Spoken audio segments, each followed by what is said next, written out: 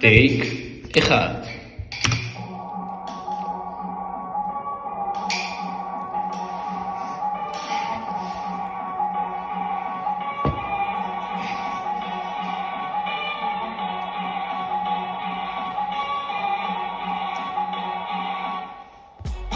ברוכים הבאים לסעה, צוות פורים מגיע, גדי תסמוך עלינו. בואו תראו איך עושים את זה נכון וככתוב. הנה המסיבה הגיעה, לא תעשו כלום. סוף סוף הבטיחה באנו לי הללויה.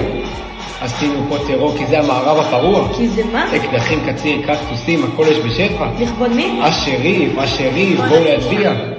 כמה טוב שבאתם, אז תנו לנו מהכבוד.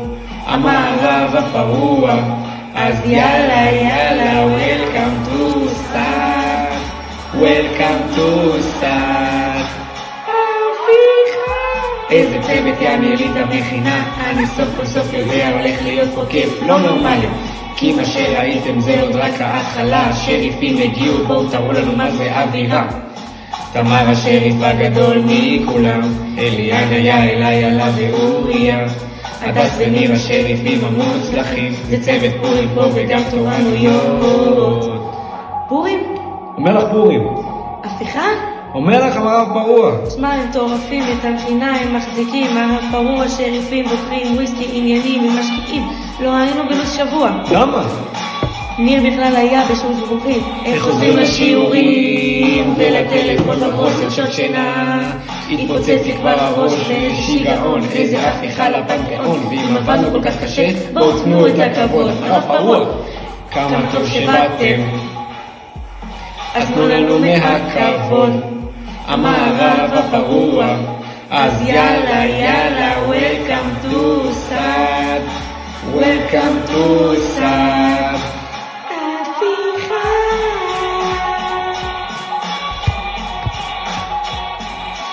יופי, ראיתם? אהבתם? נהניתם? ראיתם איך הפכנו כאן? רשמתם? הופתעתם?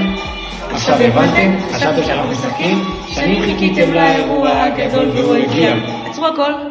לא הקשבת לשריף? לא. בטוח? כן. נודע? נשבע. שמע, יש מצלמה.